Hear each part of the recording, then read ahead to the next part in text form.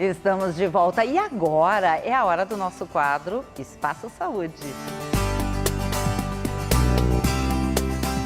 Aqui no estúdio, a médica cirurgiã plástica do Hospital Divina Providência, Caroline Dalla Rosa, que semana passada já esteve aqui falando sobre cirurgia plástica nos seios. Seja bem-vinda. Muito obrigada, é um prazer estar aqui. É um grande prazer a gente conversar sobre esse assunto, que hoje será lipoaspiração, cirurgia no abdômen e também pós-bariátrica. Inclusive no Hospital Divina Providência é referência nessa área com certificado de excelência, não é mesmo? Exatamente. Na cirurgia metabólica e bariátrica lá, a equipe toda comandada pelo Dr. Renato Souza, que é maravilhoso. Maravilhosa a equipe. E aí, então, justamente quem faz cirurgia bariátrica, cirurgia metabólica, muitas vezes precisa de cirurgia plástica ou lipoaspiração. Sim. Qual é o momento, qual é a orientação para essas pessoas e em que momento isso é indicado? Bom, após grande perda de peso, né, que acontece após a cirurgia da obesidade ou a cirurgia bariátrica, realmente sobra muita pele no abdômen, tem bastante flacidez e às vezes fica alguma gordura localizada. Então a gente faz o procedimento de abdominoplastia somado à lipoaspiração para melhorar o contorno abdominal. Por exemplo, e em outras partes do corpo, braço, pernas, é possível fazer essa redução de pele? É possível sim, porque a flacidez ela vai se dar em várias áreas do corpo. Alguns pacientes vão ter mais no abdômen, outros vão ter mais no braço ou mais na coxa, dependendo de como era a distribuição de gordura enquanto o paciente era obeso. Então, realmente a gente faz a redução do excesso de pele dos braços, que é a braquioplastia, das coxas, que é a cruroplastia, e também das mamas, né, que nós já falamos um pouquinho semana passada. E a cicatriz, fica com cicatriz? Como é que é? A cicatriz do braço e da coxa, elas realmente ficam um pouco mais aparentes porque não tem muito onde esconder. O que a gente procura fazer? Deixar em lugares que sejam um pouco mais discretos, como por exemplo na parte interna do braço, na axila, e na coxa, na parte interna da coxa e na virilha. Já a cicatriz da abdominoplastia é um pouco mais fácil da gente esconder, porque fica na linha do biquíni, então a gente tenta deixar ali na linha do biquíni para ficar mais discreto. Bom, para as pessoas que não estão com excesso de peso, com obesidade, mas procuram a lipoaspiração, qual é a indicação real? Porque não é para perder peso, ou é? Não é. O ideal é paciente que está no peso adequado e tem gordura localizada que não resolve com dieta, não resolveu com exercício. Então, o paciente ideal é aquele paciente que se cuida, tem uma alimentação correta, faz exercício regularmente e mesmo assim tem aquelas gordurinhas teimosas de sair. O culote, as mulheres sofrem muito com isso. O culote, o flanco, que a gente chama a bordinha de catupiry, então tudo isso a gente resolve com a lipoaspiração. Então essa é a indicação melhor, paciente no peso adequado. Porque muitas pessoas fazem lipoaspiração e dizem, eu fiz, mas engordei tudo de novo. Por que isso acontece? Acontece quando o paciente não toma os cuidados de cuidar da alimentação e fazer exercício depois, porque se aumentar de peso, vai novamente formar áreas de gordura e às vezes acaba precisando fazer uma segunda lipoaspiração, pacientes que fazem uma terceira lipoaspiração. Então, se não cuidar, engorda de novo, realmente. Porque nós temos células gordurosas. Isso. A lipo vai lá e retira essas células. Elas. É a única coisa que consegue retirar de fato? É o tratamento mais efetivo para remover gordura localizada é a lipoaspiração, sem dúvida. Porque às vezes quando a gente tem essa célula de gordura, a gente faz uma dieta, ela diminui. Ela murcha. Daí comeu um pouquinho, ela emagrece com a gente e ela engorda com a gente. E a lipoaspiração vai lá e ela retira as células. O que acontece, se o paciente aumentar de peso após a lipoaspiração, não é que vai aumentar o número de células, elas vão continuar o mesmo número, mas elas vão inchar, vão engordar. Então, se o paciente aumentar de peso, essas células que ficaram, elas engordam também. E aí acaba aumentando de volume nas áreas que já foram lipoaspiradas. Quais são os riscos? Porque todo procedimento tem algum risco. Quais são na lipoaspiração? Realmente todo procedimento tem os seus riscos. O que a gente faz é diminuí-los. Então, fazer o procedimento num local adequado, um hospital com estrutura adequada, alguns cuidados que a gente toma durante a cirurgia para prevenir, por exemplo, prevenção de trombose, então tem um limite que a gente pode lipoaspirar para ser seguro, que é em torno de 5 a 7% do peso corporal. Então a gente não pode passar desse limite. Se a gente passa, vai acarretar alguns riscos.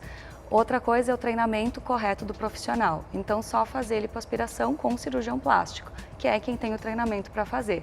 Porque aí a gente sabe exatamente em que nível a cânula da lipoaspiração está entrando, para que fique exatamente na camada de gordura, que não fique superficial demais para não fazer irregularidades e não muito profunda para não entrar na cavidade abdominal, próxima aos órgãos.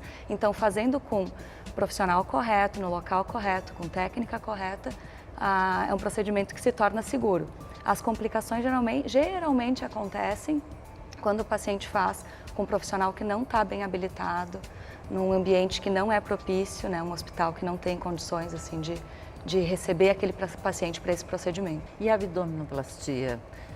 São técnicas, falaste, ele fica escondido né, no biquíni, as mulheres, principalmente são as mulheres que mais procuram, alguns homens também. Também. Mas tem técnicas, pode fazer menores, cortes menores, maiores, quais são essas técnicas hoje em dia? A mais usada, que é a abdominoplastia tradicional, é como se fosse uma cicatriz de cesárea estendida, ela vai até de um ossinho ao outro do quadril, de um lado ao outro. Então é como se fosse uma cesárea um pouquinho mais alongada e a cicatriz ao redor do umbigo. Essa é a abdominoplastia tradicional.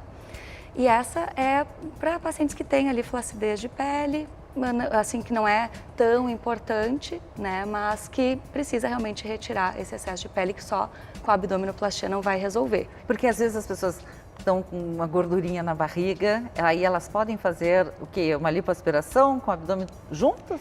Então, a lipoaspiração ela vai servir para paciente que não tem grande flacidez de pele, para fazer na parte abdominal. Paciente que já tem um pouquinho mais de flacidez, só a lipoaspiração não vai resolver. Aí tem que somar a lipoaspiração com a abdominoplastia, que é para retirar esse excesso de pele.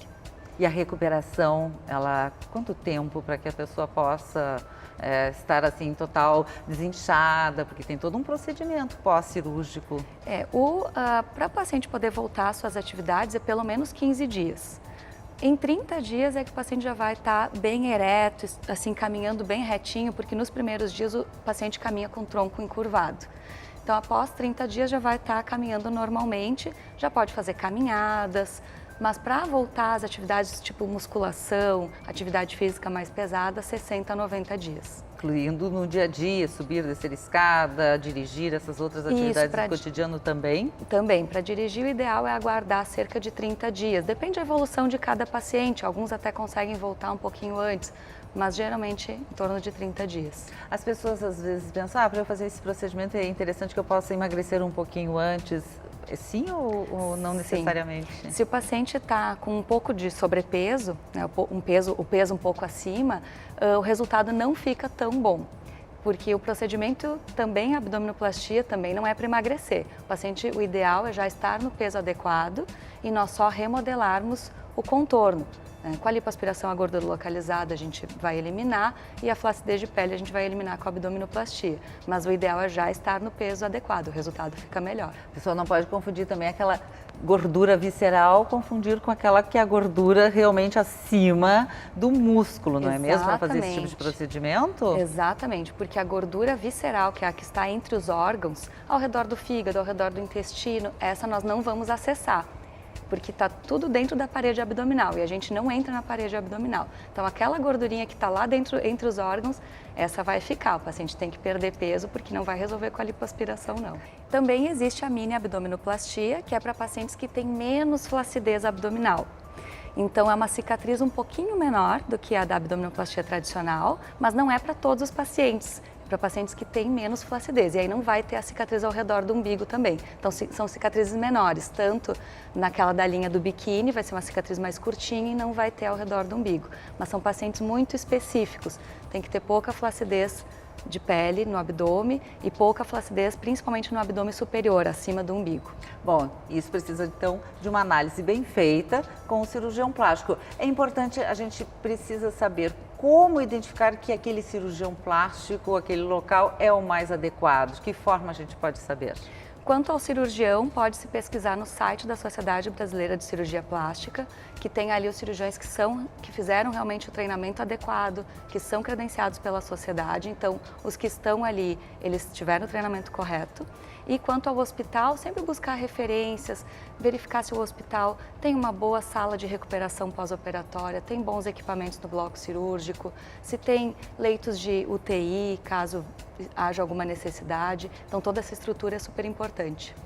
Muito obrigada pela sua entrevista, foi um grande prazer. Obrigada, até a próxima. Obrigada, até a próxima.